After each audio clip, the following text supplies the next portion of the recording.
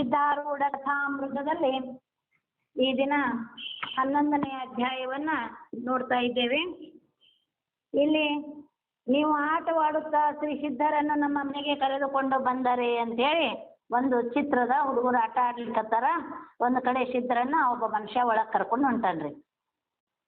ಇನ್ನೊಂದು ಕಡೆ ಚಿತ್ರದೊಳಗ ಪ್ರೇಮಗೊಂಡ ತುಳಜಪ್ಪ ಸಿದ್ಧಾರೂಢರ ಹಸ್ತವನ್ನ ಹಿಡಿದು ಮನೆಯೊಳಗೆ ಕರೆದುಕೊಂಡು ಹೋದನು. ಹುಡುಗರು ಆಟ ಆಡ್ಕೋತ ಸಿದ್ದಪ್ಪನ ಕರ್ಕೊಂಬರ್ರಿ, ನಾ ಮನೆಯೊಳಗೆ ಕರ್ಕೊಂಡು ಹೋಗ್ತೀನಿ ಅಂದನ ಕಾಣಿಸುತ್ತ.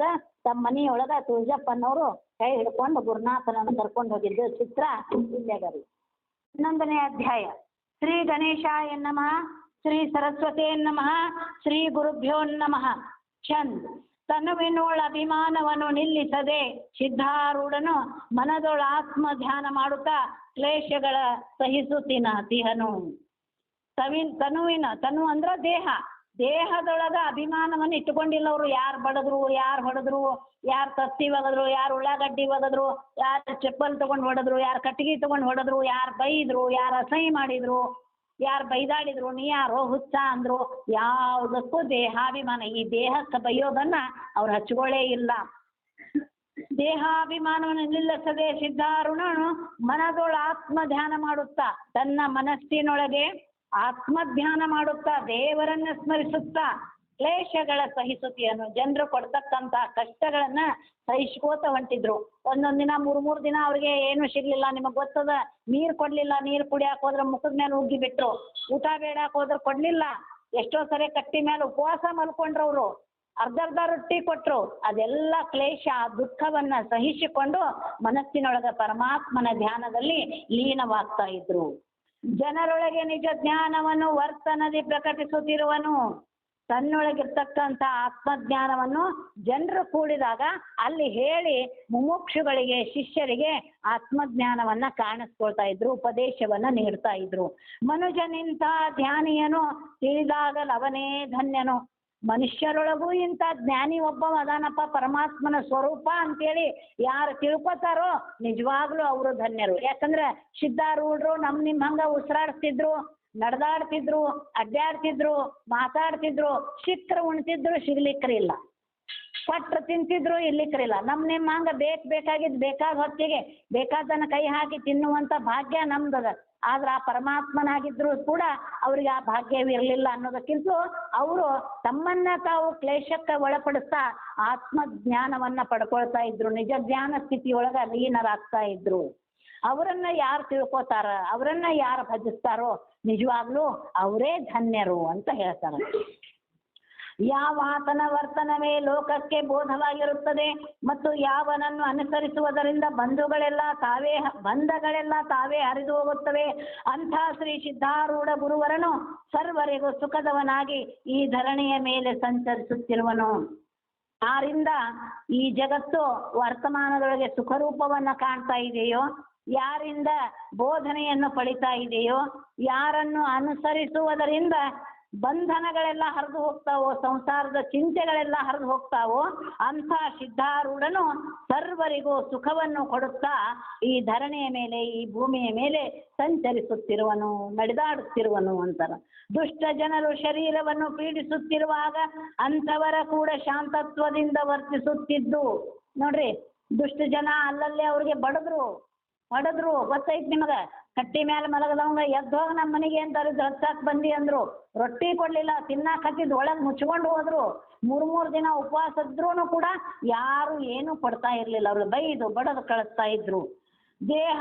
ದೇಹ ದುಃಖವ ಅದು ಮನಸ್ಸಿಗೆ ಸುಖವಾಗುವುದೋ ಎಂಬಂತೆ ಲೋಕಕ್ಕೆ ತೋರಿಸುತ್ತಿರುವನು. ದೇಹಕ್ಕೆ ಕಷ್ಟ ಕೊಟ್ರೆ ಏನು ನಷ್ಟ ಆಗೋದಿಲ್ಲ, ಮನಸ್ಸಿಗೆ ಮಾತ್ರ ಸುಖ ಕೊಡಬೇಕು. ಯಾರು ಈ ಮನಸ್ಸಿಗೆ ಸುಖ ಕೊಡ್ತಾರ್ರಿ? ಟಿವಿ ಕೊಡುತ್ತಾ, ಮೊಬೈಲ್ ಕೊಡುತ್ತಾ, ಸಿನಿಮಾ ಕೊಡುತ್ತಾ, ನಾಟಕ ಕೊಡುತ್ತಾ? ಆತ್ಮಕ್ಕೆ ಯಾವುದು ಸುಖ ಕೊಡ್ತೈತಿ? ದೇವರ ಧ್ಯಾನ ಒಂದೇ ಸುಖ ಕೊಡ್ತೈತಿ. ದೇವರ ಭಜನೆ ಮಾತ್ರ ಸುಖ ಕೊಡ್ತೈತಿ. ಸತ್ಸಂಗ ಮಾತ್ರ ಸುಖ ಕೊಡ್ತೈತಿ. ಒಳ್ಳೆಯ ಪವಿತ್ರವಾದ ಕೃತಿಗಳನ್ನ, ಪುರಾಣ, ಪುಣ್ಯ ಕಥೆ, ಉಪನಿಷತ್ಗಳು ಓದುವುದರಿಂದ ಮಾತ್ರ ಸುಖ ಸಿಗ್ತದ. ಹಂಗಾರ ಆತ್ಮನಿಗೆ ನಿಗ್ರಹ ಮಾಡೋದು ಏನೂ ಇಲ್ಲ. ಆತ್ಮನಿಗೆ ಬೇಕಾಗಿದ್ದೇನೋ ಸತ್ಸಂಗ, ಸತ್ಸಂಗ, ಸತ್ಯವಂತರ ಸಂಘ, ಸದ್ವಿಚಾರ ಉಳ್ಳವರ ಸಂಘ, ಒಂದೇ ಮನಸ್ಸಿನಿಂದ ದೇವರ ಧ್ಯಾನವನ್ನ ಮಾಡುವವರ ಸಂಘ, ಪರೋಪಕಾರಿ ವಿಚಾರಗಳನ್ನು ತುಂಬಿಕೊಂಡಿರುವವರ ಸಂಘ, ಆತ್ಮಜ್ಞಾನವನ್ನ ಪಡೆದುಕೊಳ್ಳಲಿಕ್ಕೆ ಸಮೀಪ ಹೋಗ್ಲಿಕ್ಕೆ ದೇವರ ಧ್ಯಾನದಲ್ಲಿ ಇರುವವರ ಸಂಘ. ಅಂಥ ಸಂಘವನ್ನು ಲೋಕಕ್ಕೆ ಸುಖ ಅದರಿಂದ ಸಿಗುತ್ತ ಅನ್ನೋದನ್ನ ಜನರಿಗೆ ತೋರ್ಸಾಕತ್ತಿದ್ರು. ಆ ಸದ್ಗುರು ರಾಯನೇ ಜನರಿಗೆ ಭವನದಿಯನ್ನು ದಾಟಲಿಕ್ಕೆ ಉತ್ತಮ ಉಪಾಯವನ್ನು ಯೋಚಿಸುತ್ತಿರುವನು. ಈ ಜನರು ಭವದಿಂದ, ಈ ಭವ ಅಂದ್ರೆ ಈ ಜಗತ್ತು, ಈ ಸಂಸಾರ ವ್ಯಾಮೋಹ, ಇದನ್ನ ಕಳ್ಕೊಂಡು ಹೆಂಗ ನಾವು ದಾಟ್ಕೊಂಡು ಹೋಗ್ಬೇಕಪ್ಪ ಈ ಜಗತ್ತಿನಿಂದ ಅನ್ನೋದನ್ನ ಅತ್ಯಂತ ಸರಳವಾದ ಉಪಾಯವನ್ನ ಗುರುಗಳು ನಮಗೆಲ್ಲ ತಿಳಿಸಿ ಹೇಳ್ಯಾರ. ಹಿಂದಿನ ಅಧ್ಯಾಯದಲ್ಲಿ ಸಿದ್ಧ ಗುರುಗಳು ವಿಜಾಪುರದಲ್ಲಿರುವಾಗ ವಿಜನ ಸ್ಥಾನದಲ್ಲಿದ್ದು ತೋರಿಸಿದ ಅವಸ್ಥೆಯನ್ನು ಕಂಡು ಲೌಕಿಕ ಜನರಿಗೆ ಬಹಳ ಆಶ್ಚರ್ಯವಾಗುತ್ತಿತ್ತು ಎಂದು ವಿವರಿಸಿತು. ಕೆಲವು ದಿವಸಗಳಾದ ಮೇಲೆ ಮೊಹರಂ ಹಬ್ಬ ಬರಲು ಕೆಲವು ತುಂಟರು ಕೂಡಿ ಸಿದ್ಧನಾಥರನ್ನು ಹಿಡಿದು ಒಂದು ನಗದ ಮೇಲೆ ಕೂಡಿಸಿ ಅದನ್ನು ಎತ್ತಿ ಹೆಗಲ ಮೇಲೆ ಹೊತ್ತುಕೊಂಡು ಮನೆಗೆ ಹೋಗಿ ಹಣ ಬೇಡುತ್ತಿದ್ದರು. ಇಡೀ ದಿವಸ ಈ ಪ್ರಕಾರ ಮಾಡುತ್ತಾ ಬಹಳ ಹಣ ಕೂಡಿಸಿದರು. ಆದರೆ ಸಿದ್ಧರು ಒಂದು ಕ್ಷಣ ಹೊತ್ತು ನಗದ ಮೇಲಿಂದ ಇಳಿದ ಕೂಡಲೇ ಆ ದುಷ್ಟರು ಅವರನ್ನು ಹೊಡೆಯುತ್ತಿದ್ದರು. ನೋಡ್ರಿ ಹೆಂಗದ ಜನರು, ನಮ್ಮಿಂದ ಲಾಭ ಪಡ್ಕೋತಾರ ಮತ್ತು ನಮ್ಮನ್ನ ಕಷ್ಟ ಪಡ್ತಾರೆ. ಇದು ಮನೆಯೊಳಗೂ ನಡೀತದ, ನಮ್ಮಿಂದನೇ ಮಾಡ್ಕೋತಿರ್ತಾರ. ಸಮಾಜದೊಳಗೂ ನಡೀತದ, ಊರೊಳಗೆ ನಡೀತದ, ಓಣ್ಯಾಗ ನಡೀತದ, ಎಲ್ಲಾ ಕಡೆ ನಡೀತದ. ಇದು ನಮ್ಮಿಂದ ಲಾಭ ಪಡ್ಕೋತಾರ, ಕಷ್ಟ ಬಂದಾಗ ನಮ್ಮಿಂದ ಸಹಾಯ ತಗೋತಾರ, ಹೆಲ್ಪ್ ಅಂತ ತಗೋತಾರ, ನಮ್ಮಿಂದ ಸಮಾಧಾನದ ನಾಲ್ಕು ಮಾತು ಕೇಳ್ಕೋತಾರ. ಕೆಲಸ ಮುಗಿದ ಕೂಡಲೇ ಬಳಿ ದಾಟಿದ ಕೂಡಲೇ ಅನ್ಕೋತ ಕುಂತ ಬಿಡ್ತಾರ. ಹಾಗಾಗಿ ಸಿದ್ಧ ಗುರುಗಳಿಗೆ ಏನ್ ಮಾಡಿದಾರೆ, ಒಮ್ಮೆ ಬಿಜಾಪುರದಾಗ, ಹಿಂದಿನ ಕಥೆ ಅಂತೂ ನಮಗ್ ಗೊತ್ತದ, ಬಿಜಾಪುರದಾಗ ಅವ ಬಾ ಇಲ್ಲೇ ಮಸೀದಿ ಹತ್ರ ಮಲ್ಗೋಣ ಅಂತ ಕರ್ಕೊಂಡು ಹೋಗಿ ಕಷ್ಟ ಕೊಡ್ತಿರ್ತಾನಲ್ಲ, ಹಂಗ ಇಲ್ಲಿನೂ ಏನ್ ಮಾಡ್ತಾರ್ರಿ, ಮೊಹರಂ ಬಂದಿರ್ತವಾಗ ಹಬ್ಬ, ಆ ಕೆಲವು ಹುಡುಗರು ಏನ್ ಮಾಡಿದ್ರು, ಮೊಹರಂ ಬಂದೈತಿ ಅಂತೇಳಿ ಸಿದ್ಧನಾಥರನ್ನ ನಗದ ಮೇಲೆ ಕೂಡಿಸ್ತಿದ್ರು. ಕೂಡಿಸಿ ಎತ್ಕೊಂಡು ಮನಿಗೆ ಹೋಗಿ ಬೇಡ್ತಿದ್ರು. ಅವ್ರು ಸುಮ್ಮನೆ ಕುಂತಿರ್ತಿದ್ರು. ಆವಾಗ ಮನಿಗೆ ಹೋಗಿ ರೊಕ್ಕ ತಿಳ್ಕೊಂಡು ಭಾಳಷ್ಟು ಮಂದಿ ಪರಮಾತ್ಮನ ರೂಪದಲ್ಲೇ ಕೂತಾನ ಅಂತ ತಿಳ್ಕೊಂಡು ಹಣ ಕೊಡ್ತಿದ್ರು. ಆ ಹಣ ಎಲ್ಲ ಇಸ್ಕೊಂಡು ಕಲೆಕ್ಟ್ ಮಾಡ್ಕೊಂಡು ಒಂದು ಓಣ್ಯಾಗ ಬಂದ ಕೂಡ ಇಳಿಸ್ತಿದ್ರು. ಅವ್ರು ಇಳಿದ ಕೂಡಲೇ ಅವ್ರನ್ನ ಮೈ ತುಂಬ ಹೊಡಿತಿದ್ರು. ಅವರು ಹೊಡೆದು ರೊಕ್ಕ ತಗೊಂಡು ಓಡಿ ಹೋಗ್ತಿದ್ರು. ಅದನ್ನೆಲ್ಲ ಸಹಿಸಿಕೊಂಡು ನಗದ ಮೇಲೆ ಕುಳಿತಿರುವುದರಿಂದ ಮಹಾತ್ಮರ ತೊಡೆಗಳು ಕೆತ್ತಿ ಬಾತು ನಡೆಯಲಿಕ್ಕೆ ಬಾರದಂತಾಯಿತು. ನೋಡ್ರಿ ಎಷ್ಟು ಕಷ್ಟ ತಗೊಂಡ್ರವ್ರು ಅಂದ್ರ, ಆ ನಗದ ಮೇಲೆ ಒಂದು ಹತ್ತಿಕೊಂಡು ಕೂಡ್ಬೇಕಲ್ಲ, ಕೂತ್ಕೊಂಡು ತೊಡೆಗಳ ಒಂದಕ್ಕೊಂದು ಹತ್ತಿ ಕ್ರ್ಯಾಶ್ ಹಾಕಿದ್ದು, ಹತ್ಕೋತಿದ್ದು, ತೊಗಲು ಕಿತ್ತಿ ಬರ್ತಿತ್ತು. ಅದ್ರಲ್ಲಿಂದ ಏನಕ್ಕೆ ಈಗ ದಪ್ಪಿದ್ದವ್ರಿಗೆ ನಮಗೂ ಆಗ್ತಿರ್ತಾವ, ತೊಡಿ ಒಂದಕ್ಕೊಂದು ಹತ್ಕೊಂಡು ಬಂದ್ರೆ ನೋವು ಆಗ್ತದ. ಹಾಗಾಗಿ ಅವ್ರಿಗೆ ನಡ್ಯಾಕ ಬರ್ತಿದ್ದಿಲ್ರಿ, ಕೆಂಪಾಗಿ ಬಿಡ್ತಿತ್ತು. ಇಷ್ಟು ಮಾಡಿ ಆ ನಿರ್ದಯರಾದಂಥವರು ತಮ್ಮ ಕೆಲಸವಾದ ಬಳಿಕ ಸಿದ್ಧಾರೂಢನ್ನು ಬಿಟ್ಟು ಹೋಗಿಬಿಟ್ಟರು. ಇಷ್ಟು ನಡೀಲಾರದ ಸ್ಥಿತಿಯೊಳಗೆ ಅವ್ರಿದ್ದಾಗ ಅವ್ರನ್ನೇನ್ ಮಾಡ್ತಿದ್ರಿ, ಮೈ ತುಂಬ ಹೊಡೆದು ಮತ್ತೆ ಮೊದ್ಲ ನಡ್ಯಾಕ ಬರ್ಲಾರ್ದ ಸ್ಥಿತಿ ಇರ್ತಿತ್ತು ಅವ್ರಿಗೆ. ಅಂಥದ್ರೊಳಗೆ ಮತ್ತೆ ಹೊಡೆದು ಅವ್ರನ್ನ ಅಲ್ಲೇ ಬಿಟ್ಟು ಕೂಡಿದ ರೊಕ್ಕ ಎಲ್ಲ ತಗೊಂಡು ಹುಡುಗರು ಓಡಿ ಹೋಗ್ಬಿಡ್ತಿದ್ರು. ಸಹನಶೀಲರಾದ ಮಹನೀಯರಿಗೆ ಕಾಲುಗಳಿಗೆ ಆದ ದುಃಖದಿಂದ ನಡೆಯಲಿಕ್ಕೆ ಬಾರದೆ ಮೆಲ್ಲಗೆ ಒಂದು ಮಸೀದಿಯಲ್ಲಿ ಬಂದು ಬಿದ್ದುಕೊಂಡು ಅನ್ನುತ್ತಾರೆ. ನೋಡ್ರಿ, ನಡೆಯಾಕ ಬರಂಗಿಲ್ಲ ಅವ್ರಿಗೆ, ಕಾಲೆಲ್ಲ ಬಾತ್ಕೊಂಡ್ ಬಿಟ್ಟಾವು, ಅಲ್ಲೇ ಇಲ್ಲೇ ಕಾಲೆಲ್ಲ ತಿಕ್ಕಿದಂಗಾಗಿ ಕೆಂಪಾಗಿ ನಡೆಯಾಕ ಬರವಲ್ದು, ಉರಿಯಾಕತ್ತೈತಿ. ಅಂಥದ್ರೊಳಗ ಮೆಲ್ಲಗೆ ಒಂದು ನಡ್ಕೋತ ಒಂದು ಮಸೀದಿಗೆ ಬರ್ತಾರ. ಬಂದು ಅಂತಾರಲ್ಲಿ ಏನಂತ, ಈಶ್ವರನು ಇದೊಂದು ಉಪಕಾರವನ್ನು ಮಾಡಿದನು. ನೋಡ್ರಿ, ಇಷ್ಟಾದ್ರೂ ಮತ್ತೆ ಅಂತಾರವ್ರು, ಈಶ್ವರ ನಂಗೆ ಉಪಕಾರ ಮಾಡ್ಯಾನಂತ. ಮೈ ತುಂಬ ಹೊಡ್ತಾ ತಿಂದಾರ, ಕಾಲು ಸಂಧ್ಯಾಗೆಲ್ಲ ಕೆರೆದು ಹೋಗಿ ಕೆಂಪಾಗ್ಯದ, ರಕ್ತ ಸುರಿಯಾಕತ್ತಾವು, ಕಾಲು ಬಾತಾವು, ನಡೆಯಾಕ ಬರವಲ್ದು ಅಂತಂದ್ರ ಮತ್ತೆ ಈಶ್ವರ ನನಗೆ ಉಪಕಾರ ಮಾಡ್ಯಾನ. ಉಪಕಾರವನ್ನೇ ಮಾಡಿದನು. ಯಾಕೆಂದ್ರೆ ದೇಹ ಚಲಿಸುತ್ತಿರುವುದರಿಂದ ಮನಸ್ಸಿಗೆ ವಿಕ್ಷೇಪವಾಗುತ್ತಿತ್ತು. ಆದರೆ ಒಂದೇ ಜಾಗದಲ್ಲಿ ಇರುವುದರಿಂದ ನಿರ್ವಿಕಲ್ಪ ಸ್ಥಿತಿಗೆ ಅನುಕೂಲವಾಗುತ್ತದೆ. ನೋಡ್ರಿ, ಕಾಲು ಗಟ್ಟಿದ್ದು ಅಂದ್ರ ಇವ್ರು ನನಗೆ ಹೊಡೆದಿರ್ಲಿಲ್ಲ ಅಂದ್ರ ಇನ್ನೂ ನಾನು ಏನ್ ಮಾಡ್ತಿದ್ದೆ, ಊರು ಅಡ್ಡಾಡ್ಕೋತ ಹೋಗ್ತಿದ್ದೆ. ಒಂದ್ ಕಡೆ ಕುಂತು ಸಮಾಧಿ ಸ್ಥಿತಿಯೊಳಗ ಭಗವಂತನ ನೆನ್ಸಾಕ್ ಹಾಕಿದ್ದಿಲ್ಲ. ಅದಕ್ಕೆ ಪರಮಾತ್ಮ ನನಗೆ ಮೈ ಹೊಡಿಸಿ ಕಾಲೆಲ್ಲ ನೋವು ಬರುವಂಗ ಮಾಡಿದ್ದು ಚಲೋನ ಆತು. ಒಂದ್ ಕಡೆ ನಡೆಯಾಕ್ ಬರಂಗಿಲ್ಲ ಅಂತ ಕುಂತು ನಿರ್ವಿಕಲ್ಪ ಸಮಾಧಿಯಲ್ಲಿ ಭಗವಂತನನ್ನ ಕಾಣಕ್ಕಾಗತ್ತ, ಇದು ದೇವರ ಅನುಗ್ರಹ ಅಂತಾರ. ನಾವ್ ಬಿಡ್ತಿದ್ದೀವ್ರಿ, ಮೈ ಹೊಳೆ ಬಿಡ್ತಿದ್ರ, ಮನೆ ಯಾಕೆ ಮಂಗನ್ ಕರ್ಕೊಂಡ್ ಬರ್ತಿದ್ವಿ ನಾವು, ಇವ್ರ ನೋಡಿ ನಮ್ಗೆ ಹೊಡೆದವ್ರ ಅಂತೇಳಿ. ಇಡೀ ಓಣ್ಯಾಗ ಒಬ್ರಿಗೊಬ್ರು ಮುಖ ನೋಡ್ಲಾರ್ದಂಗೆ ತಿರುವಿಟ್ಟು ಬಿಡ್ತಿದ್ವಿ. ಅವ್ರಂತಾರ ನಡ್ಯಾಕ ಬರ್ಲಾರ್ದಂಗೆ ನನಗೆ ಆಗಿದ್ದ ಚಲೋ, ಇವ್ರು ಮೈ ಹೊಡೆದು ಒಂದು ಕಡೆ ಕೂಡಂಗ್ ಮಾಡಿದ್ದ ಚಲೋ. ಇದರ್ಲಿಂದ ಒಂದ ಕಡೆ ಕುಂತು ನಿರ್ವಿಕಲ್ಪ ಸಮಾಧಿಯೊಳಗ ಭಗವಂತನ ಜ್ಞಾನವನ್ನ ಮಾಡುತ್ತಾ ನಾನು ಅವನನ್ನ ಕಾಣ್ಲಿಕ್ಕಾಗ್ತದ. ಆರಾಮಿದ್ನಿ ಅಂದ್ರ ನಡ್ಯಾಕ ಹತ್ತಿದ್ನಿ ಅಂದ್ರ ನನಗೆ ಏನ್ ಮಾಡ್ತಿದ್ರು, ಅಡ್ಡಾಡ್ಕೋತ ಹೋಗ್ಬೇಕು ಅನಿಸ್ತಿತ್ತು ನನ್ನ ಮನಸ್ಸು. ಇದು ಒಂದು ಭಾಳ ಚಲೋ ಮಾಡ್ದ ಭಗವಂತ. ನೋಡ್ರಿ ಎಂಥದ್ದು ಬೇಕು ಅಂತ ಬೇಡ್ಯಾರ ಅವ್ರು. ನಾವ್ ಇಂಥದ್ದು ಬೇಡ್ಯಾವ? 10 ನಿಮಿಷ ಬರೋದು ಲಘು ಬರ್ಬೇಕಂದ್ರೆ ಮನೆಗೆ ಯಾರ ಬರಬಾರ್ದು, ಇನ್ನೊಂದು 5 ನಿಮಿಷ ಕುಂತು ಹೋಗ್ತಿದ್ದೆ ಅಂತೀವಿ ನಾವು.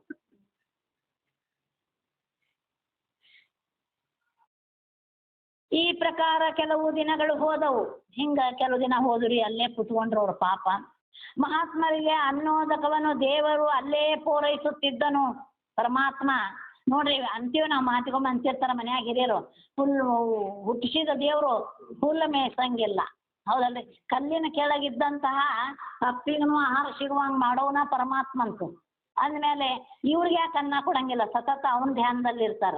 ದೇವರು ಅಲ್ಲಿಯೇ ಅನ್ನೋದಕವನ್ನು ಪೂರೈಸುತ್ತಿದ್ದ. ಅನ್ನ ಮತ್ತೆ ಉದಕ ಅಂದ್ರೆ ನೀರು, ಎರಡನ್ನು ಅಲ್ಲೇ ಕೂತಲ್ಲೇನ ಸಿಗುವಂಗ ಮಾಡ್ತಿದ್ರು. ಸಿದ್ಧರಿದ್ದಲ್ಲಿಗೆ ಹುಡುಗರು ಬರುತ್ತಿದ್ದರು. ಅವರು ಕೂಡ ಸದ್ಗುರುಗಳ ಆಡುತ್ತಾ ಹೊತ್ತು ಕಳೆಯುತ್ತಿದ್ದರು. ಅವ್ರು ಹುಡುಗರದವನ್ರಿ, ಓಣ್ಯಾನ ಹುಡುಗರು ಬರ್ತಿದ್ದು, ಸದ್ಗುರುಗಳ ಜೊತೆ ಆಟ ಆಡ್ಕೋತ ಟೈಮ್ ಪಾಸ್ ಮಾಡ್ತಿದ್ರು. ಚೆಂಡು, ಬುಗುರಿ, ಗಾಳಿಪಟ ಇತ್ಯಾದಿ ಆಟಗಳನ್ನು ಹುಡುಗರ ಕೂಡ ಸಿದ್ಧನಾಥರೂ ಆಡುತ್ತಿದ್ದರು. ಅವ್ರ ಜೋಡಿ ಗೋಲಿ ಗುಂಡನೂ ಆಡಿದ್ರು. ಮಕ್ಕಳಿಗೆ ಆನಂದ ಕೊಡ್ಬೇಕಲ್ಲ, ಗೋಲಿ ಗುಂಡ ಆಡಿದ್ರು, ಗಾಳಿಪಟ ಆಡಿದ್ರು, ಬುಗುರಿ ಆಟನೂ ಆಡಿದ್ರು. ತಮ್ಮ ವಯಸ್ಸನ್ನ ಮರೆತು ಮಕ್ಕಳ ಜೊತೆ ಬೆರೆತಿದ್ರು. ಅವರೆಲ್ಲರೂ ಸಿದ್ಧರ ಮೇಲೆ ಬಹಳ ಪ್ರೇಮ ಮಾಡುತ್ತಿದ್ದರು. ಮಕ್ಕಳು ನಮ್ಮ ಜೋಡಿ ಆಡಕತ್ತಾರ ಇವರು ಅಂತೇಳಿ ತಮ್ಮ ವಾರಗಿಯವನ ಅಂತ ತಿಳ್ಕೊಂಡು ತಮ್ಮಂಗ ಅವ್ರಿಗೂ ಪ್ರೀತಿ ಮಾಡ್ತಿದ್ರು ಹುಡುಗರು. ಮಹಾತ್ಮರ ಭಾಷಣದಿಂದ ಅವರಿಗೆ ಬಹಳ ಆನಂದವಾಗುತ್ತಿತ್ತು. ಆಟದಾಗ ನ್ಯಾಯ ಬಂತಂದ್ರೆ ನ್ಯಾಯ ಮಾಡ್ಬಾರ್ದಪ್ಪ, ಚಂದಾಗಿ ಆಟ ಆಡ್ಬೇಕಂತ ಹಿಂಗೆ ಪ್ರೀತಿಯಿಂದ ಅವ್ರು ಹೇಳೋದ್ರಿಂದ ಹುಡುಗರಿಗೆ ಭಾಳ ಚಲೋ ಅನ್ನಿಸ್ತಿತ್ತು. ಅವರು ನ್ಯಾಯದ ಮಾತುಗಳನ್ನ, ಸತ್ಯದ ಮಾತುಗಳನ್ನ, ಬದುಕಿಗೆ ಹಿತವಾಗುವ ಮಾತುಗಳನ್ನ ಹೇಳ್ತಿದ್ರಲ್ಲ, ಅವು ಮಕ್ಕಳಿಗೆ ಬಹಳ ಇಷ್ಟ ಆಗ್ತಿತ್ತು.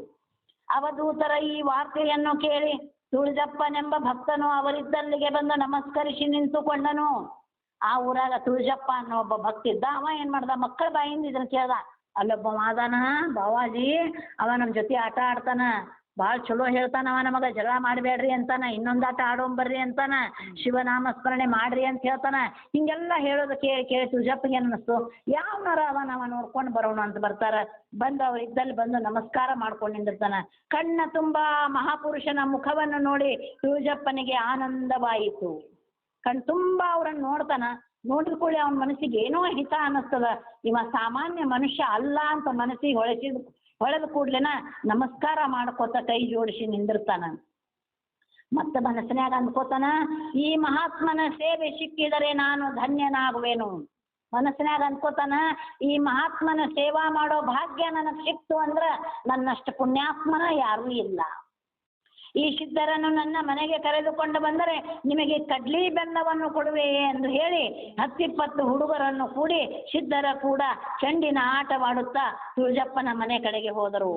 ನೀವು ಹೆಂಗಾರ ಮಾಡಿ ಈ ಮನುಷ್ಯನ ನನ್ನ ಮನೆಗೆ ಕರ್ಕೊಂಡ್ಬಂದ್ರೆ ನಿಮ್ಮ ಕಡ್ಲಿ ಬೆಲ್ಲ ಕೊಡ್ತೀನಿ ಅಂದ ತುಳಜಪ್ಪ.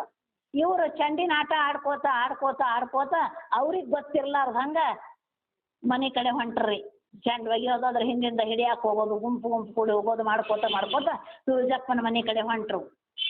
ತುಳಜಪ್ಪನ ಮನೆ ಮುಂದೆ ಮಹಾತ್ಮರು ಬಂದ ಕೂಡಲೇ ಆತನು ಬಂದು ಇವರ ಕೈ ಹಿಡಿದು ಮನೆಯೊಳಗೆ ಕರ್ಕೊಂಡು ಹೋಗಿ ಮಂಚದ ಮೇಲೆ ಕುಳ್ಳರಿಸಿದನು.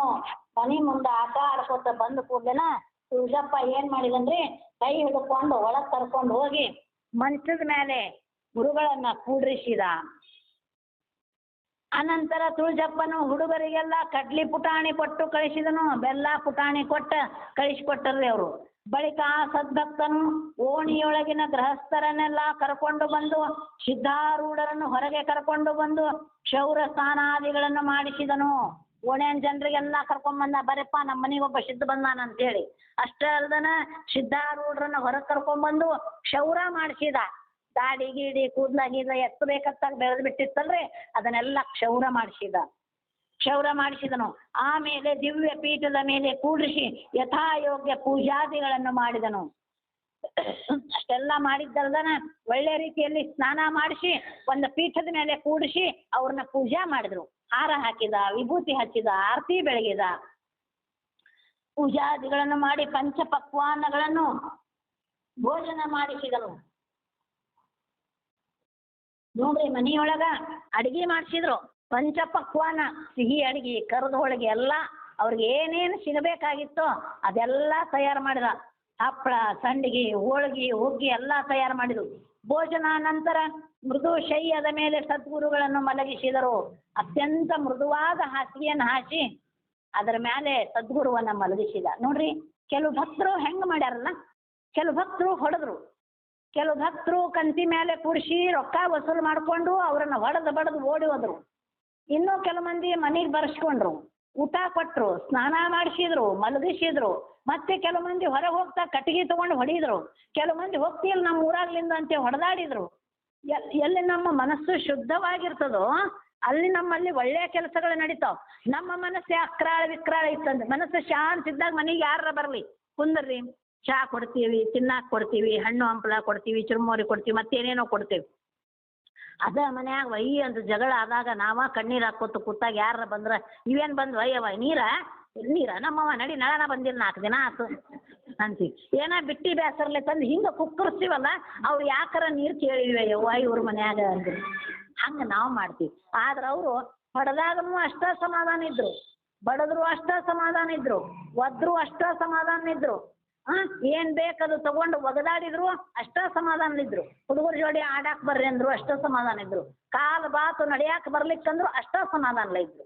ಈಗ ತುಳಜಪ್ಪ ನೋಡ್ರಿ, ಮನಿಗ್ ಕರ್ಕೊಂಡು ಹೋದ, ಶೌರಾದಿ ಮಾಡಿಸಿದ, ಸ್ನಾನ ಮಾಡಿಸಿದ, ಮಂದಿ ಕೂಡಿಸಿಕೊಂಡು ಅವ್ರನ್ನ ಪೂಜಾ ಮಾಡ್ದ. ಪೂಜಾ ಮಾಡಿ ಪಂಚಪಕ್ವಾನ ಮನ್ಯಾಗ ತಯಾರಿಸಿ ಹೊಟ್ಟೆ ತುಂಬಾ ಊಟ ಮಾಡಿಸಿದ. ಊಟ ಮಾಡಿಸಿ ಅಗ್ದಿ ಮಧುರವಾದಂತ ಮೃದುವಾದಂತ ಹಾಸಿಗೆಗಳನ್ನ ಹಾಸಿ ಅವ್ರಿಗೆ ಮಲಗಿಸಿದ. ಗುರುಗಳ ಸೇವಾ ಇಷ್ಟು ಚೆನ್ನಾಗಿ ಮಾಡ್ದ. ಬಂದು ನಮಸ್ಕಾರ ಮಾಡಿದ ಕೂಡಲೇ ಅನ್ಕೊಂಡಿದ್ರು ಅವರು, ಇವರ ಸೇವೆ ಮಾಡುವ ಭಾಗ್ಯ ನನಗೆ ದೊರತೀತೆ ಅಂತೇಳಿ ಬಂದು ನಿಂತ್ಕೊಳ್ಳಿ ಅಂದಿದ್ರಲ್ಲ, ಸಿಕ್ತ ಅವ್ರಿಗೆ. ಮತ್ತೆ ಅದನ್ನ ಹೆಂಗ ಪಡ್ಕೊಂಡ್ರು ಅಂದ್ರ, ಹುಡುಗರಿಗೆ ಹೆಂಗ ಹೇಳಿದ್ರು, ಅಪ್ಪಾರ ಬರ್ರಿ ನಮ್ಮ ಮನೆಗೆ ಅನ್ಲಿಲ್ಲ, ಅಪ್ಪಾರ ಬರ್ರಿ ನಮ್ಮ ಮನೆಗೆ ಅಂದ್ರ ಬರಂಗಿಲ್ಲ, ಹೋಗಿ ನಿಮ್ಮ ಮನೆಗೆ ಅಂತಿದ್ರು ಅವ್ರು. ಹೌದಲ್ರಿ? ಅದಕ್ಕೆ ಅವ್ರು ಏನ್ ಮಾಡಿದ್ರು, ಹುಡುಗರಿಗೆ ನಿಮಗ ಪುಟಾಣಿ ಬೆಲ್ಲ ಕೊಡ್ತೀನಿ, ಅಜ್ಜಗೆ ನಮ್ಮ ಮನೆಗೆ ಕರ್ಕೊಂಬರ್ರಿ ಅಂದ್ರು. ಅವು ಆಡಿಸ್ಕೋತ ಕರ್ಕೊಂಬಂದ್ ಕೂಡಲೇ ಅವರ ಸೇವಾ ಮಾಡಿದ್ರು. ನಿತ್ಯದಲ್ಲಿಯೂ ಸದ್ಭಕ್ತರು ಬರುತ್ತಿದ್ದರು. ಸಿದ್ಧರ ಕೂಡ ವೇದಾಂತ ವಿಚಾರಗಳನ್ನು ಮಾಡುತ್ತಾ ತಮ್ಮ ಶಂಕೆಗಳನ್ನು ಪರಿಹರಿಸಿಕೊಳ್ಳುತ್ತಿದ್ದರು. ನಿತ್ಯ ಅವ್ರ ಮನೆಯೊಳಗೆ ಏನಾಗ್ಬಿಡ್ತೀರಿ ಅಂತಂದ್ರೆ ಒಂದು ಸತ್ಸಂಗನ ತಯಾರಾಗ್ಬಿಡ್ತು. ಓಣ್ಯಾನ ಮಂದಿ ಎಲ್ಲಾರು ಕೂಡೋದು, ದೇವ್ರಂದ್ರೇನು, ಧರ್ಮ ಅಂದ್ರೇನು, ಪಾಲನೆ ಹೆಂಗ್ ಮಾಡ್ಬೇಕು, ಧ್ಯಾನ ಹೆಂಗ್ ಮಾಡ್ಬೇಕು, ಜ್ಞಾನ ಅಂದ್ರೇನು, ಆತ್ಮ ಅಂದ್ರೇನು, ಮನಸ್ಸು ಅಂದ್ರೇನು, ಚಿತ್ತ ಅಂದ್ರೇನು, ದೇಹಕ್ಕೆ ಯಾಕೆ ಕಷ್ಟ ಕೊಡ್ಬೇಕು, ಆತ್ಮಕ್ಕೆ ಯಾಕೆ ಕಷ್ಟ ಕೊಡಬಾರ್ದು, ಇವನ್ನೆಲ್ಲ ಪ್ರಶ್ನೆಗಳನ್ನ ಕೇಳ್ತಾ ತಮ್ಮ ಸಂಶಯಗಳನ್ನ, ತಮ್ಮ ಮನೆಯೊಳಗಿರ್ತಕ್ಕಂಥ ಸಮಸ್ಯೆ ನಮ್ಗೆ ಹಂಗಾಗತ್ರಿ, ನಮ್ಮ ಮನ್ಯಾಗ ಹಿಂಗ್ ಕಾಡ್ಸತ್ರಿ, ನಮ್ಮ ಹುಡುಗಿಗೆ ಹಂಗ್ ಜಡ್ ಬಂದೈತ್ರಿ, ಇಂಥವುಗಳನ್ನು ಹೇಳಿ ಪರಿಹರಿಸಿಕೊಳ್ತಾ ಇದ್ರು. ಸಿದ್ಧರು ಬ್ರಹ್ಮಜ್ಞಾನಿಗಳೆಂಬ ವಾರ್ತೆಯು ಶಹರದೊಳಗೆಲ್ಲ ಪಸರಿಸಿಕೊಂಡಿತು. ಇಡೀ ಬಿಜಾಪುರದೊಳಗ ಸಿದ್ಧರು ಬ್ರಹ್ಮಜ್ಞಾನಿ ತಿರುಜಪ್ಪನ ಮನ್ಯಾಗ ಅದಾರ ಅಂತ ಹೇಳ್ತಕ್ಕಂಥ ಸುದ್ದಿ ಊರು ತುಂಬಾ ಹೋಗ್ಬಿಡ್ತ್ರಿ. 4 ಕಡೆಗಳಿಂದ ಜಿಜ್ಞಾಸುಗಳು ಮಹಾತ್ಮರ ಭಾಷಣವನ್ನು ಶ್ರವಣ ಮಾಡಲಿಕ್ಕೆ ಹತ್ತಿದರು. 4 ದಿಕ್ಕಿಗಳಿಂದ ಅಂದ್ರೆ ಸುತ್ತಮುತ್ತಲು ಇರುವಂತಕ್ಕಂಥ ಹಳ್ಳಿಯವರು, ಶಹರದವ್ರು ಎಲ್ಲಾರು ಇವ್ರ ಮನೆಗೆ ಹತ್ಬಿಟ್ರಿ. ವಿಚಾರಗಳನ್ನ ಕೇಳಿ ತಿಳ್ಕೊಳ್ಳೋಣ, ನಾವು ಸ್ವಲ್ಪ ದೇವರ ಸ್ತುತಿಯನ್ನ ಮಾಡೋಣ, ಇವ್ರ ಜೊತೆ ಕೂಡಿ ಆ ಪುಣ್ಯ ಪುರುಷನ ದರ್ಶನವನ್ನ ಮಾಡೋಣ ಅಂತ ಹೇಳಿ ಹತ್ತಿದ್ರ ಮಂದಿ. ಆಗ ಸಿದ್ಧರು ತುಳಜಪ್ಪನನ್ನು ಕುರಿತು ಅನ್ನುತ್ತಾರೆ, ಹಾರಾಡುತ್ತಿದ್ದ ಪಕ್ಷಿಯನ್ನು ಗೂಡಿನೊಳಗೆ ಬಂಧನ ಮಾಡಿದಂತೆ ನೀನು ನನ್ನನ್ನು ಇಲ್ಲಿ ಇಟ್ಟುಕೊಂಡಿದ್ದಿ. ನನ್ನ ಮನಸ್ಸಿಗೆ ಇಲ್ಲಿ ಸುಖವಾಗುವುದಿಲ್ಲ, ನನ್ನನ್ನು ಅದೇ ಮಸೀದಿಯೊಳಗೆ ಬಿಟ್ಟು ಬಿಡು. ಅವ್ರಂತಾರ, ಹಾರಾಡೋ ಪಕ್ಷಿನ ತಂದು ಗೂಡ್ನ್ಯಾಗ ಇಟ್ಟು ಬಿಟ್ಟಿ ಅಂತಂದ್ರ ಹೆಂಗ ಅದಕ್ಕೆ ಸಮಾಧಾನ ಆಗತ್ತಪ್ಪ? ಅದು ರೆಕ್ಕಿ ಬಿಚ್ಚಿ ಹಾರ್ಕೋತ ಹೋದ್ರ ಅದಕ್ಕೆ ಸಮಾಧಾನ. ನೀನ್ ನನಗೆ ಇಲ್ಲಿ ಊಟ ತಿಂಡಿ ಕೊಟ್ಟು 4 ಒಳ್ಳೆ ಮಾತುಗಳನ್ನ ಹೇಳಕ್ ಅವಕಾಶ ಕೊಟ್ಟಿವಿ, ಆದ್ರೆ ನನ್ನ ಮನಸ್ಸಿಗೆ ಇದರಿಂದ ಸಮಾಧಾನ ಇಲ್ಲ. ನನಗೆ ಸಮಾಧಾನ ಆಗ್ಬೇಕಂದ್ರೆ ಏನ್ ಮಾಡ್ಬೇಕು, ನೀನು ಮೊದಲು ನಾ ಎಲ್ಲಿ ಮಸೀದಿ ಒಳಗಿದ್ಯೋ ಆ ಮಸೀದಿಗೆ ನನ್ನನ್ನು ಬಿಟ್ಟು ಬಾ ಅಂತೇಳಿ ತುಳಜಪ್ಪ ಹೇಳ್ತಾರ್ರಿ.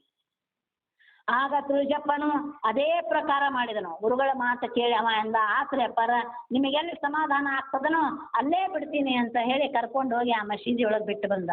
ಈಗ ಸಿದ್ಧರಿದ್ದಲ್ಲಿಯೇ ಸರ್ವರು ವಾರ್ತಾ ಕೇಳಿಕೊಂಡು ಬರುವಂತವರಾದ್ರು. ಎಲ್ಲಾರು ಮಸೀದಿಗೆ ಬರಾಕತ್ತರ್ರಿ. ಅವ್ರು ಎಲ್ಲಿ ಕುಂತಾರ ಅಲ್ಲೇ ಬರಾಕತ್ತಿದ್ರು. ಬ್ರಾಹ್ಮಣ, ಕ್ಷತ್ರಿಯ, ವೈಶ್ಯ, ಶೂದ್ರ, ವಕೀಲ, ಫೌಜದಾರ, ಮಾಮಲೆದಾರ ಇವರು ಸಹ ಮಹಾತ್ಮರ ದರ್ಶನಕ್ಕೆ ಬಂದು ಬಹಳ ಪಶ್ಚಾತ್ತಾಪ ಪಟ್ಟು ಅವರ ಚರಣಕ್ಕೆರಗಿದರು. ಅಪಾರ ಅನ್ಕೊಂತ ಯಾರ್ಯಾರು ಬಂದ್ರಿ? ತಹಶೀಲ್ದಾರ್ ಬಂದ, ತಳವಾರ್ ಬಂದ, ಕೂಲಿಕಾರರು ಬಂದ್ರು, ನೌಕರಿ ಮಾಡೋರು ಬಂದ್ರು, ವ್ಯಾಪಾರ ಮಾಡೋರು ಬಂದ್ರು, ಬ್ರಾಹ್ಮಣರು ಬಂದ್ರು, ಕ್ಷತ್ರಿಯರು ಬಂದ್ರು, ಶೂದ್ರರು ಬಂದ್ರು, ವೈಶ್ಯರು ಬಂದ್ರು, ಎಲ್ಲಾ ಜಾತಿಯವರು ಹರಿದು ಬಂದ್ರು ಅವ್ರು ಇದ್ದಲ್ಲಿಗೆ.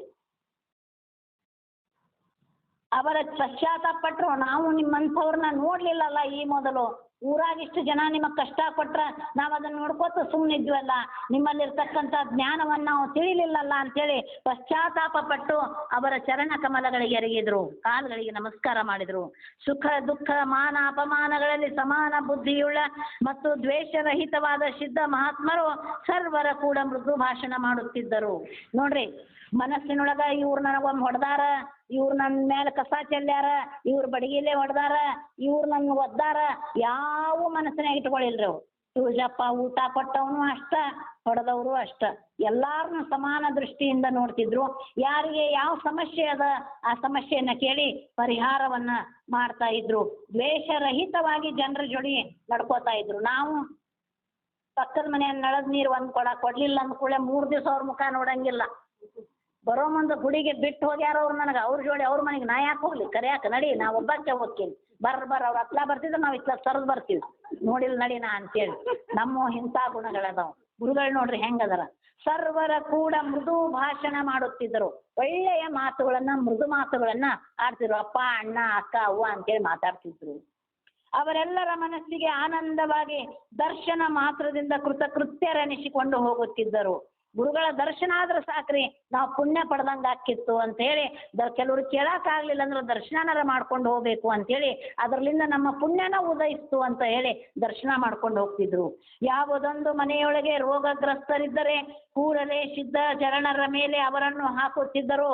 ಯಾರ ಮನೆಯಾಗರ ಜಡ್ಡು ಜಾಪತ್ರಿ ಬಂದು ಬಹಳಷ್ಟು ದಿನ ಹಾಸಿಗೆ ಹಿಡಿದವ್ರು ಇದ್ರಂದ್ರ ಅವ್ರನ್ನ ಎತ್ಕೊಂಡು ಬಂದು ಸಿದ್ಧರ ಚರಣ ಮೇಲೆ ಹಾಕಿಬಿಡ್ತಿದ್ರು. ಅವ್ರಿಗೆ ಅಂದ್ರೆ ಆಶೀರ್ವಾದದಿಂದ ಅವ್ರು ಗುಣಮುಖರಾಗ್ಲಿ ಅಂತೇಳಿ ತತ್ಕ್ಷಣವೇ ಅವರ ಪೀಡೆಗಳು ನಿವಾರಣೆ ಆಗುತ್ತಿದ್ದವು. ನೋಡ್ರಿ, ಸಿದ್ಧರ ಚರಣಕ್ಕೆ ಹಾಕೋದ ತಡ ಅವ್ರಿಗೆ ಅಂಟಿದಂತ ಪಾಪಗಳು ಕ್ಷಯವಾಗಿ ಅವ್ರ ಆರೋಗ್ಯ ಸುಧಾರಿಸಿಬಿಡ್ತಿತ್ತು. ಒಂದು ದಿನ ಮಹಾತ್ಮರು ಕೂಡುವ ಸ್ಥಾನದ ಮುಂದೆ ಮೈದಾನದಲ್ಲಿ 18 ಕುಲದವರೆಲ್ಲ ಕೂಡಿ ತಮ್ಮ ಕುಲ ವರ್ಣಾದಿಗಳು ಶ್ರೇಷ್ಠವೆಂದು ವಾದ ಮಾಡುತ್ತಿದ್ದರು. ಒಂದ್ ದಿವಸ ಏನ್ ಮಾಡಿದಾರೆ, ಮಹಾತ್ಮರು ಕೂಡೋ ಜಾಗ ಹತ್ರ ಒಂದ್ ಮೈದಾನ ಇತ್ತು. ಎತ್ತರದ ಸ್ಥಳದ ಮೇಲೆ ಗುರುಗಳ ಕುಂತಿದ್ರು. ಮೈದಾನದೊಳಗ ಹಂಗ ಹರಟಿ ಹೊಡ್ಕೋತ ಕೂತಿದ್ರು. ಒಬ್ಬೊಬ್ರ ಮಾತಾಡಕತ್ರ, ನಮ್ ಜಾತಿ ಶ್ರೇಷ್ಠ, ನಾವು ವಿಭೂತಿ ಹಚ್ತೀವಿ ನಾವು ಶ್ರೇಷ್ಠ, ನಾವು ತಿಲಕ ಹಚ್ತೀವಿ ನಾವು ಶ್ರೇಷ್ಠ, ನಾವು ಗಂಧ ಹಚ್ತೀವಿ ನಾವು ಶ್ರೇಷ್ಠ, ನಾವು ದಿನಾಲು ಗುಡಿಗೆ ಹೋಗ್ತೀವಿ ನಾವು ಶ್ರೇಷ್ಠ, ನಮಗ ಗುರುಗಳದಾರ ನಮ್ಮ ಜಾತಿಗೆ, ನಿಮ್ಮ ಗುರುಗಳಿಲ್ಲ, ನೀವು ಶ್ರೇಷ್ಠರಿಲ್ಲ, ನಾವು ಶ್ರೇಷ್ಠ. ಹಿಂಗ ಒಬ್ಬೊಬ್ರು ಒಂದೊಂದ್ ಥರನಾಗಿ ನಾವು ಉಚ್ಚ ಕುಲದವರು, ನಾವು ಶ್ರೇಷ್ಠರು ಅಂತೇಳಿ ಜಗಳ ಮಾಡಕತ್ತಿದ್ರು. ಅವರೆಲ್ಲರೂ ಕಡೆಗೆ ಆ ವಾದವನ್ನು ಸಿದ್ಧರ ಮುಂದೆ ತಂದರು. ಅವರೆಲ್ಲರೂ ಯಾರು ಹೇಳ್ರಿ ಅಪ್ಪಾರ, ಇವ್ರು ಶ್ರೇಷ್ಠನೋ ಇವ್ರು ಶ್ರೇಷ್ಠನೋ, ಇವ್ರು ನಾ ಶ್ರೇಷ್ಠ, ನಾ ಎಲ್ಲಾರು ಅಂತಿದ್ರು ನಾ ಶ್ರೇಷ್ಠ ಅಂತ. ಅವರಿಗೆಲ್ಲ ಕುರಿತು ಸಿದ್ಧರು ಅಂದರು, ದೇವರು ಅನೇಕವಿಲ್ಲದೆ ಸರ್ವರಿಗೂ ಒಬ್ಬನೇ ಇರುವನು. ಒಬ್ಬೊಬ್ಬರಿಗೆ ಒಂದೊಂದು ದೇವ್ರ ಅದಾನೇನಪ್ಪ? ಇಲ್ಲ, ದೇವ್ರ ಒಬ್ಬನ. ನೀವು ಈಶಾ ಅಂತೀರಿ, ಅವ್ರು ರಾಮ ಅಂತಾರ, ಅವ್ರ ಅಲ್ಲ ಅಂತಾರ, ಅವ್ರು ಕರೀಮ ಅಂತಾರ, ಅವ್ರು ಸೀತಾ ಅಂತಾರ, ಅವ್ರು ಲಕ್ಷ್ಮಣ ಅಂತಾರ. ಒಬ್ಬೊಬ್ರು ಒಂದೊಂದು ಕುಲದಿಂದ ಒಂದೊಂದು ಹೆಸರಿನಿಂದ ನಾವು ಕರಿತೀವಿ. ಕೃಷ್ಣ ಅಂತೀವಿ, ರಾಮ ಅಂತೀವಿ, ಭೈರವ ಅಂತೀವಿ. ಒಬ್ಬೊಬ್ರು ಒಂದೊಂದು ಹೆಸರಿನಿಂದ ಕರಿತೀವಿ. ಆದರೆ ದೇವರು ಎಲ್ಲರಿಗೂ ಒಬ್ಬನೇ. ಆದರೆ ಅವನನ್ನು ಹೊಂದಲಿಕ್ಕೆ ಮಾರ್ಗಗಳು ಅನೇಕ ಇರುವವು. ದೇವರನ್ನ ಕೂಡ್ಕೋಬೇಕಾದ್ರ ದಾರಿ ಅನೇಕ ಅದಾವ, ಒಂದ ದಾರಿ ಇಲ್ಲ. ದೇವ್ರು ಒಬ್ಬವನ, ಆದ್ರ ಅವನಿಗೆ ಸೇರ್ಕೊಳ್ಳಿಕ್ಕೆ ದಾರಿ ಅನೇಕ ಅದಾವ. ಯಾವ ಮಾರ್ಗದಿಂದ ಹೋದ್ರೂ ದೇವರನ್ನ ನಾವು ಹುಡ್ಕೋಬಹುದು.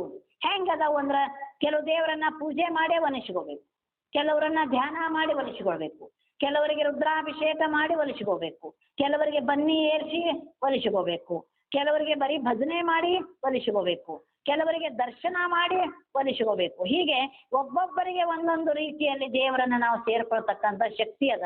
ಆದ್ರೆ ದೇವ್ರ ಒಬ್ಬವನ. ನಾವು ಯಾವ ಹೆಸರಿನಿಂದ ಕರಿತೀವೋ ಆ ಹೆಸರಿನಿಂದ ಅವನಿಗೆ ಏನು ಪ್ರೀತಿಯೋ ಅದನ್ನು ಮಾಡಿ ಹೋಗ್ತೀವೋ ಅವನ ಕಡೆ. ಒಂದು ಊರಿಗೆ ಹೋಗಲಿಕ್ಕೆ ಹೇಗೆ ಅನೇಕ ರಸ್ತೆಗಳಿರುವವೋ ಹಾಗೆ ದೇವರ ಸ್ಥಾನಕ್ಕೆ ಮುಟ್ಟಬೇಕಾದರೆ ಅನೇಕ ಮತಗಳಿರುತ್ತವೆ. ಒಂದು ಊರು ಈಗ ಗಜೇಂದ್ರಗಡಕ್ಕೆ ಬರಬೇಕಾದ್ರೆ ಇಲ್ಕಲ್ಲಿಂದ ಬರ್ತೀರಿ, ಅನಂತಸಾಗರದಿಂದ ಬರ್ತೀರಿ, ಗದಗ್ಲಿಂದ ಬರ್ತೀರಿ, ನರೇಗಲ್ಲಿಂದ ಬರ್ತೀರಿ, ಗುಳೇದಗುಡ್ದಿಂದ ಬರ್ತೀರಿ, ಬೆಂಗಳೂರ್ಲಿಂದ ಬರ್ತೀರಿ, ಎಲ್ಲ ಕಡೆಯಿಂದ ಗಜೇಂದ್ರಗಡಕ್ಕೆ ಬರ್ಬೋದಲ್ಲ ನೀವು.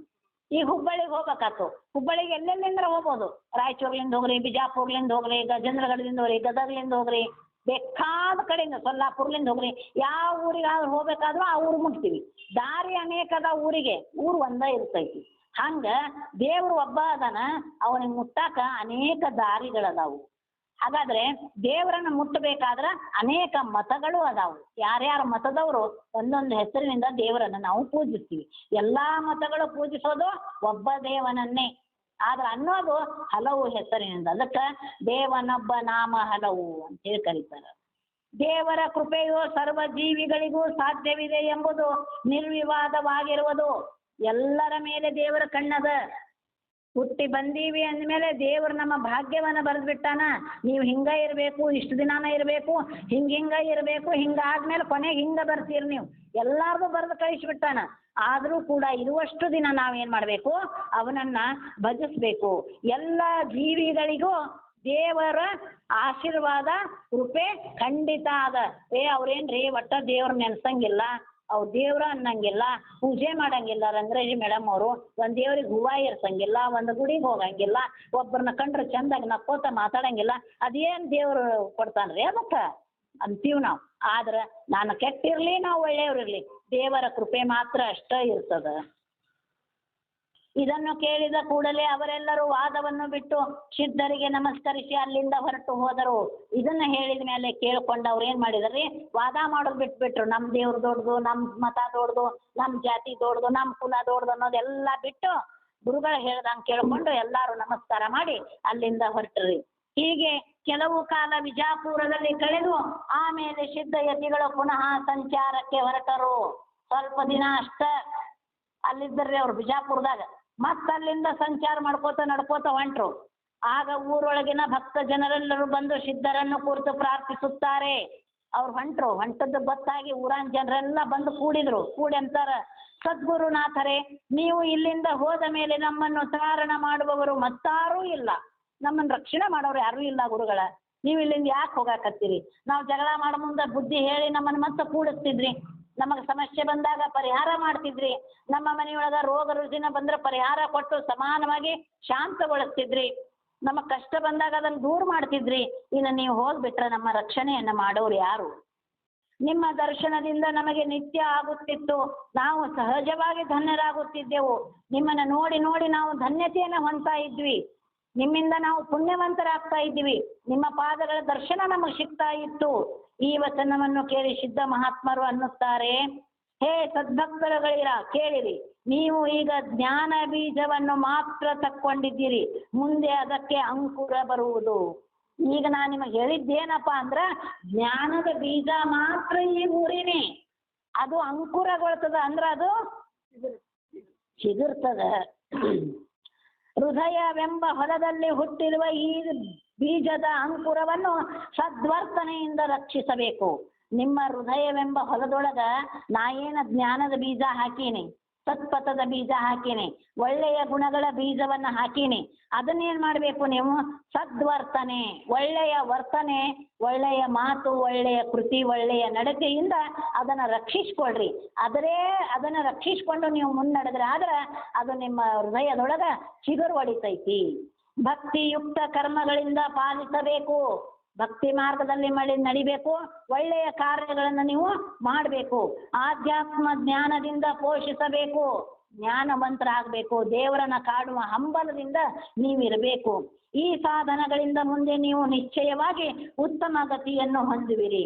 ಈ ರೀತಿ ಒಳ್ಳೆಯ ವರ್ತನೆಗಳು, ಒಳ್ಳೆಯ ಮಾತುಗಳು, ಒಳ್ಳೆಯ ಕರ್ಮಗಳು, ಒಳ್ಳೆಯ ನಡೆನುಡಿಗಳನ್ನು ಇಟ್ಟುಕೊಂಡು ನೀವು ಧ್ಯಾನವನ್ನು ಮಾಡ್ತಾ ಭಗವಂತನತ್ತ ಮನಸ್ಸನ್ನ ಪ್ರೇರಣೆಗೊಳಿಸಿದ್ರಿ ಅಂದ್ರೆ ನೀವು ಉತ್ತಮ ಸದ್ಗತಿಯನ್ನ ಹೊಂತೀರಿ. ಅವುಗಳಿಂದ ನಿಮ್ಮ ಸಂಸಾರ ವಿಪತ್ತಿಯು ನಾಶವಾಗಿ ಬ್ರಹ್ಮ ಪ್ರಾಪ್ತಿಯು ಸುಲಭವಾಗುವುದು. ಅದರಿಂದ ನಿಮ್ಮೊಳಗಿರ್ತಕ್ಕಂತಹ ನಿಮ್ಮ ಸಂಸಾರದ ಕಷ್ಟ ಜಂಜಾಟ ಎಲ್ಲ ಹೋಗಿ ಬ್ರಹ್ಮ ಪ್ರಾಪ್ತಿ ಆಗ್ತದ, ಸಜ್ಞಾನ ನಿಮಗ ಸುಜ್ಞಾನ ನಿಮಗ ಪ್ರಾಪ್ತಿ ಆಗ್ತದ. ಈಗ ಅನ್ಯ ಸ್ಥಾನಗಳಲ್ಲಿರುವ ಜೀವರು ನನ್ನ ದಾರಿ ನೋಡುತ್ತಿದ್ದಾರೆ. ಇನ್ನು ಬೇರೆ ಬೇರೆ ಜಾಗದಾಗ ನಿಮ್ಮ ಹಂಗ ಮಂದಿ ನನ್ನ ದಾರಿ ಕಾಯಕತ್ತಾರ. ಅವ್ರಿಗೆ ಗೊತ್ತಿದ್ದೋ ಗೊತ್ತಿಲ್ಲದೆಯೋ ನನ್ನನ್ನು ಕಾಣಬೇಕು ಅಂತ ಹಂಬಲದಿಂದ ಕೂತಾರ. ಅವ್ರು ನನ್ನನ್ನು ಕಾಯ್ಲಿಕ್ರು ನಾನು ಅವ್ರ ಹತ್ರ ಹೋಗಿ ಕಾಣ್ಬೇಕು ಅವ್ರಿಗೆ. ಅದಕ್ಕೆ ಅವರಿಗೆ ನನ್ನ ಬೋಧವನ್ನು ಕೊಡುವ ದಿಶೆಯಿಂದ ಆ ಜೀವರ ಕಡೆಗೆ ಈ ಶರೀರವು ಹೋಗುತ್ತದೆ. ಅವ್ರಿಗೆ ಕೂಡ ನಾನು ಜ್ಞಾನ ಮಾರ್ಗಕ್ಕೆ ಕರ್ಕೊಂಡು ಹೋಗ್ಬೇಕಾಗ್ಯದ, ಬೇರೆ ಬೇರೆ ಅವ್ರಿಗೆ ಎಲ್ಲರಿಗೂ ಬೇರೆ ಊರನ್ನವ್ರಿಗೆ. ಅದಕ್ಕೆ ಈ ಶರೀರ ಅವ್ರ ಹತ್ರ ಹೋಗ್ತದ ಅಂತ ಹೇಳ್ತಾರ. ಹೇಗೆ ನೀವು ನನಗೆ ಉಪಚಾರ ಮಾಡಿದಿರೋ ಹಾಗೆ ಇಲ್ಲಿ ಬರುವ ಸಾಧು ಸತ್ಪುರುಷರಿಗೆ ಮಾಡುತ್ತಲಿರಿ. ನನಗೆ ಹೆಂಗೆ ನೀವು ಉಪಚಾರ ಮಾಡಿದ್ರಪ್ಪ, ಹೆಂಗ ಪ್ರೀತಿಯಿಂದ ಕಂಡ್ರಿ, ಹೆಂಗ ಊಟ ಕೊಟ್ರಿ, ನೀರು ಕೊಟ್ರಿ, ಜಳಕ ಮಾಡಿಸಿದ್ರಿ, ಪ್ರೀತಿ ಮಾಡಿದ್ರಿ, ಪೂಜೆ ಮಾಡಿದ್ರಿ, ಹಂಗ ಯಾರು ಸಾಧು ಸತ್ಪುರುಷರು ನಿಮ್ಮಲ್ಲಿಗೆ ಬಂದರು ಅತ್ಯಾದರದಿಂದ ನೀವು ಕಾಣ್ರಿ, ನಿಮ್ಮ ಎಲ್ಲ ಕಂಟಕಗಳು ಹೋಳಾಗ್ತಾವು ಅಂತಾರೆ. ನಿಮ್ಮ ಮನಸ್ಸಿಗೆ ಶಾಂತಿ ಪ್ರಾಪ್ತಿಯಾಗಿ ಸರ್ವ ರೀತಿಯಿಂದ ನಿಮಗೆ ಕಲ್ಯಾಣ ಆದೀತು. ಬಂದ ಪೂಜ್ಯರಿಗೆ, ಮಹಾತ್ಮರಿಗೆ, ಸತ್ಪುರುಷರಿಗೆ, ಸಾಧು ಜನರಿಗೆ ನೀವು ಈ ರೀತಿ ಪೂಜೆ ಪುನಸ್ಕಾರ ಮಾಡ್ತಾ ಅವ್ರ ಮನಸ್ಸಿಗೆ ಸಮಾಧಾನ ಮಾಡಿದ್ರ ಅವ್ರು ಒಳ್ಳೆಯ ಆಶೀರ್ವಾದವನ್ನು ಕೊಡ್ತಾರ. ಅದರಿಂದ ನಿಮಗೆ ಮನಸ್ಸಿಗೆ ಶಾಂತಿ ಸಿಗ್ತದ. ಆ ಶಾಂತಿಯಿಂದ ನಿಮ್ಮ ಸಂಸಾರದೊಳಗ ಕಲ್ಯಾಣ ಮತ್ತು ಸುಖ ಉಂಟಾಗ್ತೈತಿ ಅಂತ ಹೇಳ್ತಾರ. ಪ್ರೇಮ ಪೂರ್ವಕವಾದ ಅಮೃತಮಯ ಭಾಷಣವನ್ನು ಕೇಳಿ ಸರ್ವರ ನೇತ್ರದೊಳಗಿಂದ ಪ್ರೇಮಾಶ್ರುಗಳು ಉರುಳಿದವು. ನೋಡ್ರಿ, ಎಲ್ಲಾರು ಈ ಮಾತನ್ನ ಕೇಳಿ ಕಣ್ಣೀರುಗರೆ ಕತ್ತಿಬಿಟ್ರು. ಎಷ್ಟು ನಾವು ಇವ್ರಿಗೆ ತೊಂದರೆ ಕೊಟ್ಟಿವಿ ಬಂದಾಗ, ಆದ್ರೂ ಕೂಡ ನಮ್ಮನ್ನ ಎಷ್ಟು ಪ್ರೀತಿಯಿಂದ ಕಂಡೀರಿ ಅಂತ ಹೇಳಾಕತ್ತಾರಲ್ಲ ಗುರುಗಳು ಅಂತೇಳಿ ಎಲ್ಲಾರ ಕಣ್ಣೊಳಗ ನೀರು ಉದುರ್ತಾವು. ಮತ್ತೆ ಕಂಠವು ಸದ್ಗತಿತವಾಗಿ ಮಾತನಾಡದೇ ಹೋದರು. ಎಲ್ಲಾರ ಕಂಠ ತುಂಬಿ ಬಂದ್ಬಿಟ್ಟಿತ್ರಿ. ಯಾರಿಗೂ ಏನ್ ಮಾತಾಡ್ಬೇಕು ಅನ್ನೋದ ತಿಳಿಯವಲ್ದಾಗಿತ್ತು.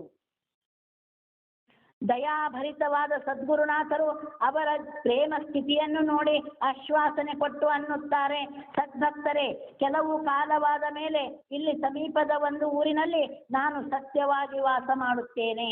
ಅವರೆಲ್ಲರ ಪ್ರೀತಿ, ಅವರೆಲ್ಲರ ಕಣ್ಣೀರು, ಅವರೆಲ್ಲರ ಮನಸ್ಸು ತುಂಬಿ ಬಂದದ್ದು ನೋಡಿ ಗುರುಗಳಂತಾರ, ಸತ್ಯವಾಗಿ ಸದ್ಭಕ್ತರೇ, ಸ್ವಲ್ಪ ಕಾಲದ ಮೇಲೆ ತಿರುಗಿ ನಾನು ಇಲ್ಲೇ ಬರ್ತೀನಿ, ಸಮೀಪದ ಊರೊಳಗೆ ಬಂದು ನೆಲೆಗೊಳ್ತೀನಿ, ಬಿಜಾಪುರದ ಸಮೀಪದ ಊರೊಳಗೆ ಬಂದು ನಾನು ನೆಲೆಗೊಳ್ತೀನಿ ಅಂತೇಳಿ ಮಾತು ಕೊಡ್ತಾರೆ. ಹೀಗೆ ನೋಡಿದು ಸದ್ಗುರುನಾಥರು ದಕ್ಷಿಣ ದಿಕ್ಕಿಗೆ ನಡೆದರು.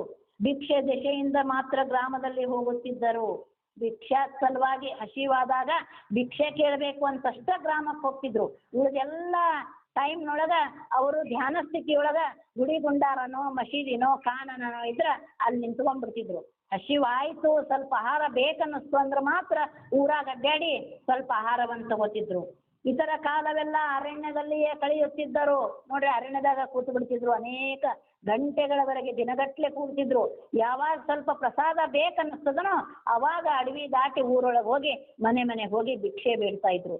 ಬೇಡಿದ್ರು ಅಂದ್ರೆ ಭಗವಂತ ಇದ್ದಲ್ಲೇ ಅವ್ರಿಗೆ ಮೃಷ್ಟಾನ್ನ ಕಳಿಸ್ತಾನ ಪರಮಾತ್ಮ. ಅವತಾರದಾರ ಅವರು, ಆದ್ರೆ ಅವ್ರು ಬೇಡಾಕತ್ತಿಲ್ಲ, ಕೇಳಾಕತ್ತಿಲ್ಲ, ಮನೆಗೆ ಹೋಗಿ ಭಿಕ್ಷೆ ಬೇಡ್ತಾರೆ. ಉದ್ದೇಶ ಏನಂದ್ರೆ ಯಾರ ಮನೆಯಲ್ಲಿ ತೊಂದರೆಗಳದಾವೋ ನಿವಾರಣೆ ಮಾಡಬೇಕು, ಅವರ ಮನಸ್ಸನ್ನ ಪಾವನ ಮಾಡಬೇಕು, ಅವರಿಗೆ ಭವಬಂಧನದ ಸ್ಥಿತಿಯಿಂದ ನಿರ್ಮಾಲ್ಯದ ಕಡೆಗೆ ಪರಮಾತ್ಮನ ಕಡೆಗೆ ಅವರ ಒಲವನ್ನ ಹಚ್ಚಬೇಕು ಅನ್ನೋದ ದೃಷ್ಟಿಯಿಂದ ಅವ್ರು ಭಿಕ್ಷೆಗೆ ಹೋಗ್ತಾ ಇದ್ರು. ಇತರ ಕಾಲವೆಲ್ಲ ಅರಣ್ಯದಲ್ಲಿಯೇ ಕಳೆಯುತ್ತಿದ್ದರು. ಅಲ್ಲಿ ದನ ಕಾಯುವವರ ಕೂಡ ಆಡುತ್ತಿದ್ದು. ಹೀಗೆ ಜೀವನ್ಮುಕ್ತಿ ಸುಖದ ಸಲುವಾಗಿ ಜನಸಂಘವನ್ನು ಬಿಟ್ಟು ನಿಸ್ಸಂಗವಾಗಿ ಸಂಚಾರ ಮಾಡುತ್ತಿದ್ದರು. ಕೆಲವು ಸಾರಿ ಅರಣ್ಯಕ್ಕ ದನಕರ ಮೇಸಾಕ, ಆಡ್ ಮೇಸಾಕ ಜನ ಬರ್ತಿದ್ರಲ್ರಿ, ಆ ಹುಡುಗರ ಜೊತೆ ಆಟ ಆಡ್ತಿದ್ರು, ನಗ್ತಿದ್ರು, ಮಾತಾಡ್ತಿದ್ರು. ಮತ್ತೆ ಜೀವನ್ಮುಕ್ತಿ ಸಲುವಾಗಿ ಅವ್ರು ಸಂಜೆಗೆ ಹೋದ ಕೂಡ್ಲೇನ ಜೀವಕ್ಕ ಮುಕ್ತಿ ಕೊಡಬೇಕು, ಜೀವನ್ ಮುಕ್ತಿ ಮಾರ್ಗ ಯಾವುದು ಅಂತ ಹುಡುಕೋ ಸಲುವಾಗಿ ಜನಸಂಘವನ್ನ, ಜನರ ಸಂಘ ಬಿಟ್ಟು, ಜನರ ಜೊತೆ ಇರುವುದನ್ನು ಬಿಟ್ಟು ನಿಸ್ಸಂಗರಾಗಿ ಒಬ್ಬರೇ ಏಕಾಂತದೊಳಗಿದ್ದು ಪರಮಾತ್ಮನ ಭೇಟಿಯನ್ನು ಮಾಡಲಿಕ್ಕೆ ಸಂಚಾರವನ್ನು ಒಬ್ಬರೇ ಮಾಡ್ತಾ ಇದ್ರು. ಅವ್ರ ಜನ ಹಿಂದೆ ಬೆನ್ನು ಹತ್ತಿ ನೀವು ಬರ್ಬೇಕು ನನ್ನ ಜೋಡಿ ಅಂದ್ರೆ ಇಡೀ ಊರ ಅವ್ರಿಗೆ ಬೆನ್ನು ಹತ್ತಿ ಬರ್ತಿತ್ತು. ಆದ್ರೆ ನಿಸ್ಸಂಗಿಯಾಗಿ ಏಕಾಂಗಿಯಾಗಿ ಪರಮಾತ್ಮನ ಧ್ಯಾನವನ್ನ ಮಾಡುತ್ತಾ ಸಾಗಬೇಕು ಅಂತ ಹೇಳಿ ಜೀವನ್ಮುಕ್ತಿಯ ಸುಖದ ಸಲುವಾಗಿ ಅವರು ಒಬ್ಬರೇ ಸಂಚಾರ ಮಾಡ್ತಾ ಇದ್ರು. ಇಲ್ಲಿಂದ ಮುಂದೆ ಎಲ್ಲಿ ಹೋದ್ರು ಅನ್ನೋದನ್ನ ನಾಳೆ ದಿನ ನೋಡೋಣ ಅಂತ ಹೇಳ್ತಾ ಇವತ್ತಿಗೆ 11ನೇ ಅಧ್ಯಾಯಕ್ಕೆ ಮಧ್ಯಭಾಗದೊಳಗ ಮಂಗಲವನ್ನು ಕೊಡ್ತಾ ಇದ್ದೇವೆ. ಸಿದ್ಧಾರೂಢ ಕಥಾಮೃತದಲ್ಲಿ 11ನೇ ಅಧ್ಯಾಯ ಅರ್ಧ ಭಾಗಕ್ಕೆ ಮುಕ್ತಾಯವನ್ನು ಹೇಳ್ತಾ ಇದ್ದೀವಿ. सिद्धारूढ़ स्वामी भगवान की, सकल साधु संत महाराज की, श्री उड़ेल महालक्ष्मी माता की.